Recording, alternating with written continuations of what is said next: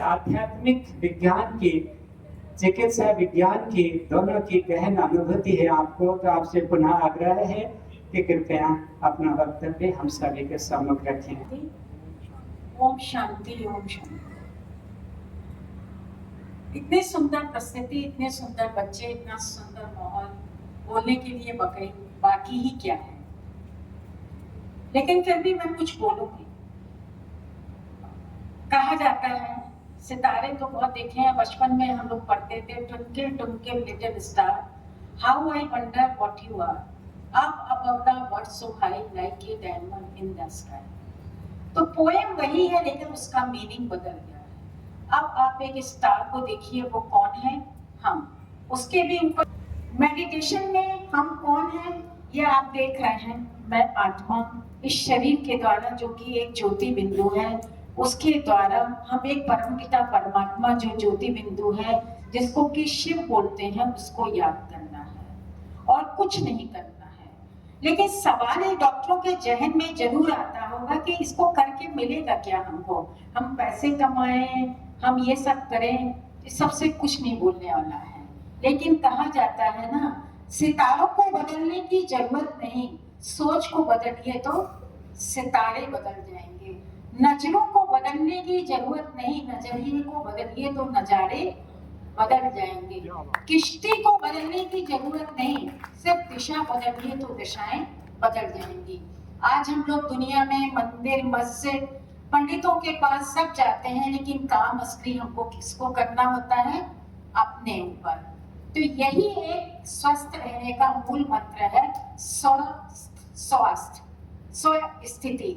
जैसे कि WHO ने भी कहा mental, physical, spiritual and social health. लेकिन हम क्या कर रहे हैं? हम सब बस एक फिजिकल की तरफ जा रहे हैं। उसका नतीजा क्या हुआ कि कोविड के बाद और भी मेंटल बीमारियां जरूरत से ज्यादा बढ़ गई। और उसका नतीजा क्या है कि आज जो आप देख रहे हैं, नशा जो है एक्सट्रीम पे पहुंच गया है। क्योंकि हर इंसान क्या हो गया है?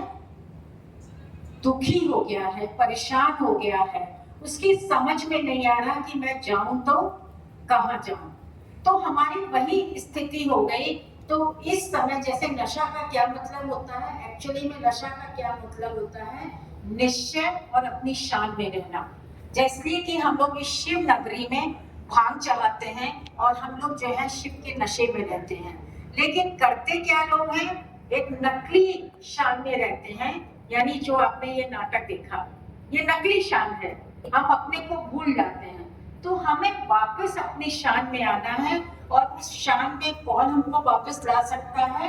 दुनिया इतनी नेगेटिव हो गई है कि नेगेटिव को पॉजिटिव में लाना, या सृष्टि जो डिस्ट्रक्शन की तरफ जा रही है उसको पॉजिटिव में लाना एक परम पिता परमात्मा का ही काम है, जिसको प्यार से शिव बाबा हम लोग या सत्यम शिवम सुंदरम बोलते हैं।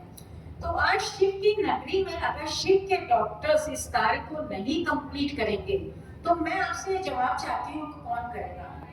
भगवान को भी नेक्स्ट टू गॉड हम RX लिखते हैं कि वी ट्रीट ही क्यूर्स।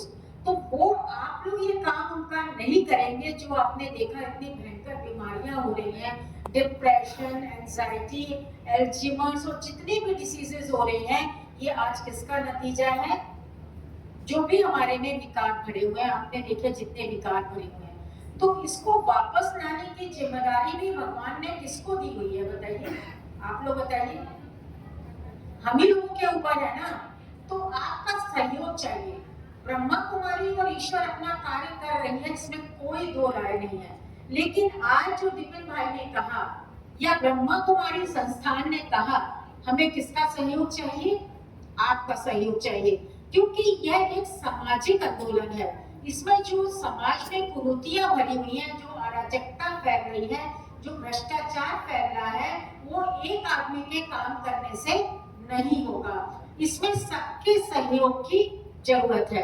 तो मैं ये आज इस चुनाव से ये आपसे हाथ जोड़ के रिक्वेस्ट करती हूँ कि हमको अपने को तो बदलना ही है।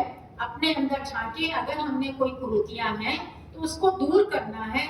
लेकिन साथ में हमें अपने परिवार से हमारी जो द्वैत है समाज के प्रति, उसको दूर करने में भी आपको हमारा साथी बनना पड़ेगा। तो ईश्वर की हम जो नेक्स्ट गॉड है, हमको एंजल कहा जाता है, हमें फरिश्ता कहा जाता है। हम डॉक्टरों से इस समय बहुत बहुत उम्मीदें हैं। यहाँ पर जो मेडिटेशन सिखाया जाता है, मेडिटेशन का मतलब होता है, मेडिटेट मतलब to heal yourself. To heal yourself कैसे हम हील करेंगे? अगर हमारे में इतनी ज्यादा जो बच्चों ने नाटक प्रेजेंट किया, ये हमारा ओरिजिनल स्वरूप है, हमारे महात्मा के रूप में बच्चे बैठे हुए हैं, इसमें हमें वापस आना होगा। तो ये काम कौन करेगा? राम, कृष्ण, सीता, ये सब बैठे हुए हैं। तो हमें इसी रूप में वापस लाने की जिम्मेदारी भी किसकी है? हमारे ऊपर। इन बच्चों को देखकर आपको कितना आनंद आ रहा होगा, दिल से खुशी आ रही होगी। सोचिए जब ऐसी स्वर्णिम दुनिया आएगी तो कितनी आपको खुशी होगी। लेकिन ये दायित्व सबसे ज्यादा डॉक्टर्स का है, क्योंकि डॉक्टर्स की बातें क्या होती है, पेशेंट बहुत ध्यान से सुनता है।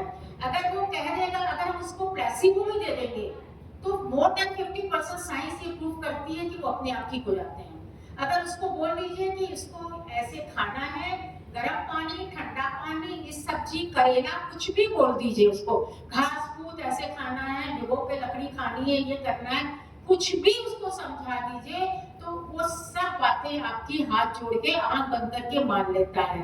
तो आप नहीं समझते कि ऐसी डॉक्टर्स के ऊपर समाज को बदलने की कितनी रिस्पॉन्सिबिलिटी है कि नहीं? बताइए। क्योंकि डॉक्टर्स का कहना पेशेंट बिना सोचे बिना बुद्धि लगाए मानता है, और भगवान यही चाहते हैं, जैसे गीता में कहा भगवान ने कि अपनी बुद्धि अर्जुन से कहा मेरे को समर्पित कर दो, समर्पण कर दो। आप अपनी बुद्धि मत लगाओ, बस तुम मेरी बुद्धि से चढ़ो और नष्टो मोहा बन जाओ। तो सारी दुनिया में जो कुछ भी हो रहा है ये सब तो मरे पड़े हुए हैं, इनको तुम क्या देखते हो? वही भगवान कहते हैं कि इस समय सारी दुनिया जो है क्या हुई है, लैक ऑफ अवेयरनेस है, उसको मालूम ही नहीं। जैसे बच्चे ने कहा आपको नाटक के माध्यम से, अब जागृत होने का हे मनुष्य आत्माएं समय आ गया है। हे मेरे कुंभकर्ण आत्माओं तुम जगो। परमात्मा अपने गीता के वचन के हिसाब से इस सृष्टि पर अवतरण हो चुका है।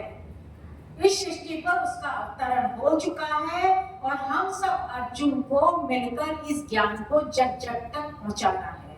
ये काम सबसे ज्यादा सबसे अच्छी तरीके से एक डॉक्टर ही कर सकता है, क्योंकि योग का मतलब ही है आत्मा का परमात्मा से जुड़ना। तो हम सब जब मनुष्य आत्माएं जब अपने ओरिजिनल स्वरूप में आएंगी, ओरिजिनल स्वरूप मतलब ज्ञान, पवित्रता, शांति, प्रेम, सुख, आनंद, सभी जब इस गुणों में रहेंगी तो ऐसा हो ही नहीं सकता कि दुनिया में क्रांति ना आए। क्योंकि जैसे कि आइंस्टीन ने कहा कि बिना साइंस के क्या है, स्पिरिचुअलिटी ब्लाइंड है, आप उसको देख नहीं सकते, लेकिन बिना स्पिरिचुअलिटी के साइंस क्या है, लंगड़ी है। तो आज की दुनिया में साइंस और स्पिरिचुअलिटी का बैलेंस चाहिए। मैं सोचूं कि सब अध्यात्म चलता है तो नहीं हो सकता है, या सोचूं कि साइंस ना हो, मेडिसिन ना हो तो आदमी की कभी भी हीलिंग नहीं हो सकती है। तो आपको जो है साइंस और स्पिरिचुअलिटी का बैलेंस करते हुए इस दुनिया में चलने का ज्ञान सभी आत्माओं को देना है।